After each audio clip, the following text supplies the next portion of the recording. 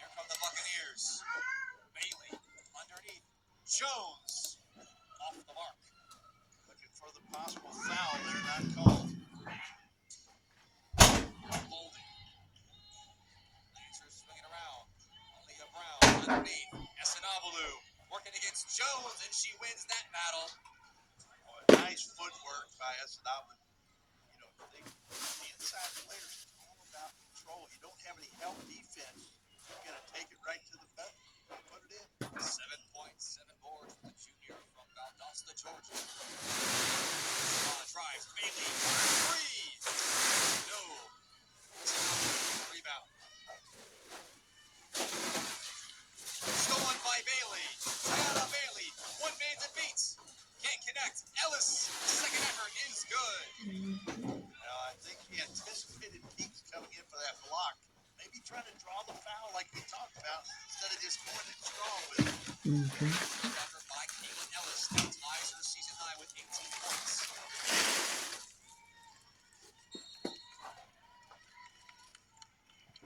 Sanavalu takes a tumble, but she'll be helped off the floor. And that'll take us to a media timeout. Charles. Yes, the under 5 media. And there's the under 5 media right there. Alright, so now let's go to the whip around here.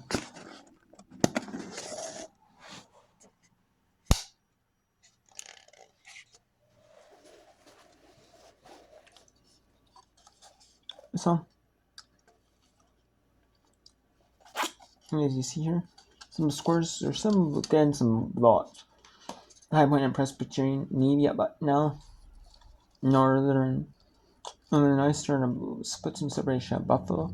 Coastal Carolina, they put separation at Legend State. Cleveland State trying to put separation in Wright State to prove that they can be lost. And they're still like that's just kind of a fluke. They're a little lost streak. And it's Youngstown State, Green Bay, Milwaukee lost 3.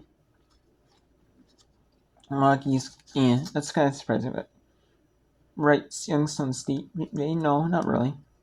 It's not too surprising. True Mercy. Maybe a little bit, so there may be a few upsets. Otherwise, not really super surprising. Otherwise, not totally surprising though. Just they got like a really early start to conference play. Top teams in the conference.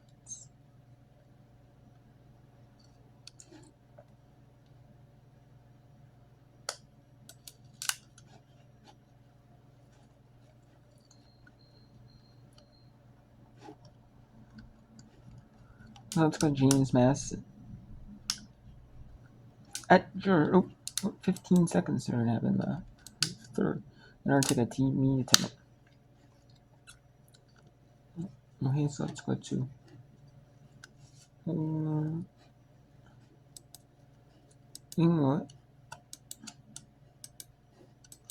Let's go Old Dominion Marsh for a little bit.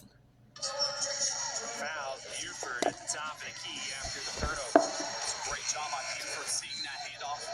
Read the play perfectly, just got that inside leverage where she can get a hand on that basketball, deflect it away, and force the foul. And the Sunbelt Conference game really. That's no surprise. 4-0 so far. You could have picked the 4-0 2-1. You could have picked a good one too. James Messenger Slater. You couldn't go wrong with that one either. Back comes away with the rebound. Old Dominion all the way around the world. Left corner 3 for Buford, and she buries it. Buford nearly a 50% three-point shooter on the year. She's 2 for 2 from the outside in this one. She's got 6 now. Talk about spreading out the defense. Just beautiful passing. Spread it around the perimeter for Old Dominion. Opens up the shot. Marshall just discombobulated. Notice it throws a pass, and it's picked off by Fields. Fields rolls off a shot, no good. East had the rebound. It was hooked away by Buford underneath. And it'll be Marshall basketball. That'll take us to another break. There's media time out at Old Dominion. Or at Marshall University. Is that a review right there? That's a review. Okay, so let's go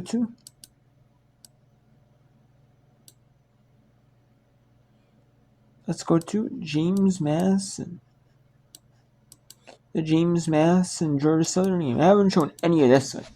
And I kind of like that Georgia Southern has the little ESPN Plus whip or the bottom line ticker. I like that, I don't know why.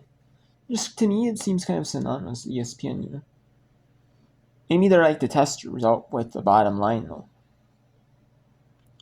Maybe they're the ones that you said test out the bottom line.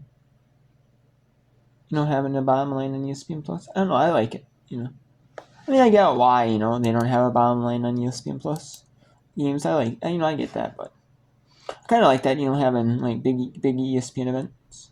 But then they also can promote like their Georgia Southern like school events on it. Kind of have like a Sunbelt conference. Like the SC network or AC network. They have like AC women's basketball. AC women's soccer, AC women's volleyball on the bottom line. Specifically, like, you know what I mean? And they have kind of more like a college team, but not like the pro sports. They don't have like NBA scores or NHL or MLB or NFL.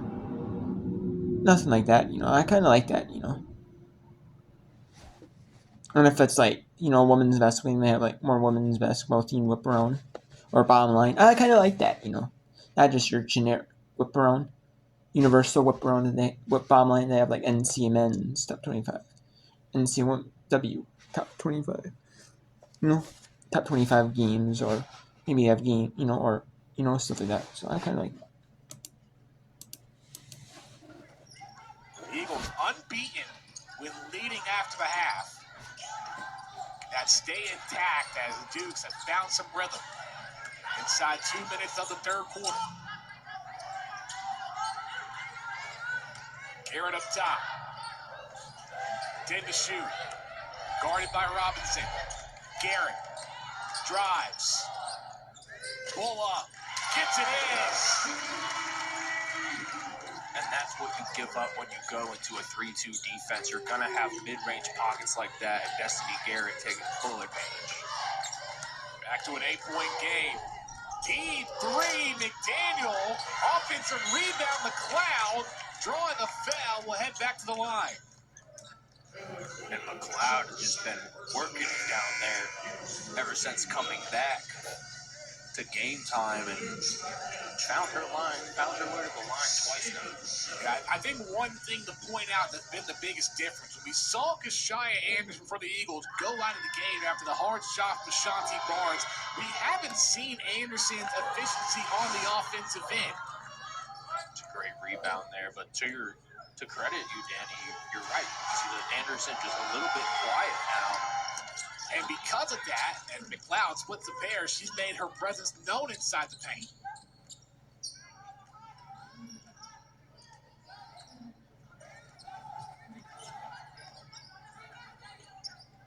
Final minute of the third. Foul going to be called on Stevenson.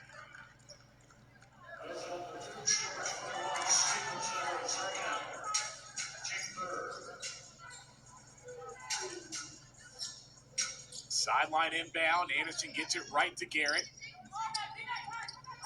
Eagles in motion. Simmons, kick out. Cleveland, straight line three off the mark. McLeod can't hang on, recovered by Soltis.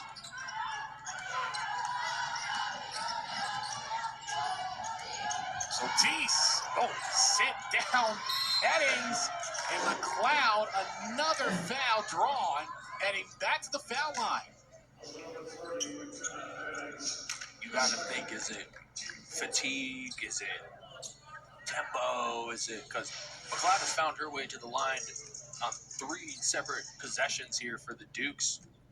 This one from McKenna Headings. The Eagles just having to go back to the defense and the disciplined defense that they were playing in the first 2 quarters. Dukes continuing to just get to the free throw line. McLeod splits a pair. Saunders, a 42% free throw shooter. She's 4 of 6 in the night. Shot and game clock separated by 8 seconds.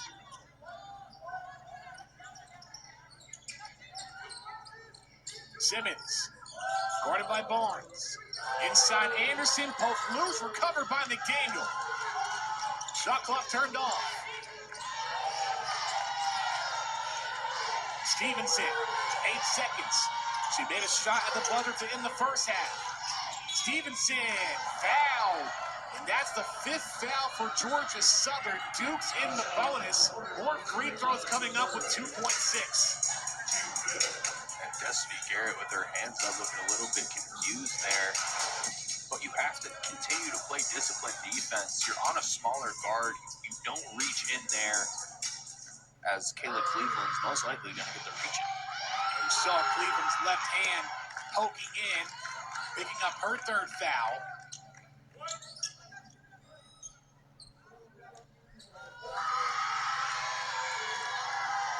Free throws being the driving force for the Dukes late in the corner. Both connect for Stevenson. 5 of 8 to the foul line in the quarter.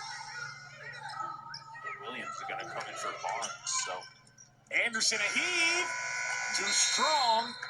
James Madison turning things around in the 3rd. It's a 4-point game inside the Hill. Coach Hayden did not like some of the fouls that were called. Having a word with the officials. 4th quarter coming up after the break. 53-49 Eagles on ESPN+.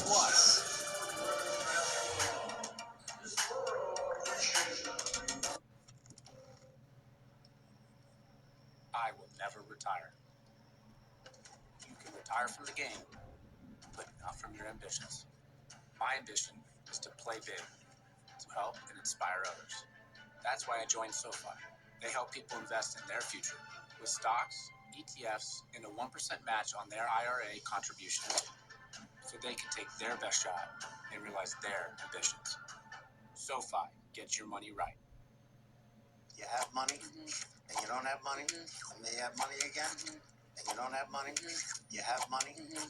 Then when you, my point is, sometimes you realize when I worry about all this stuff. When you're my age, you start to try to plan. Listen, I'll take care of these kids for the rest of my life, but I'm getting to the point where I'm getting old. I don't know how long I can do it.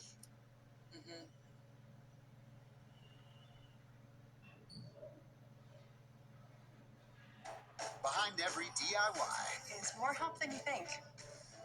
Try this for a clean line. Nice. Sometimes help is delivered. And some things have just got to go. Don't worry, these will go quick. I wonder if I can link 2 ropes together. Perfect. Because do it yourself Doesn't have to mean all by yourself. What are you working on?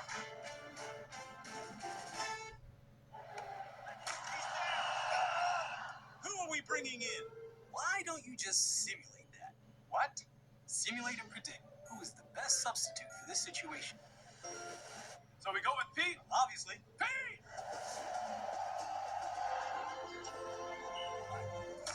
Well, of course, humans aren't predictable. But with Siemens technology, you could digital twin everything else. Hidden Valley Ranch is made with real ingredients for real ranch flavor that's impossible to put into words. But that's pretty close. Hidden Valley Ranch. New bottle, same great flavor.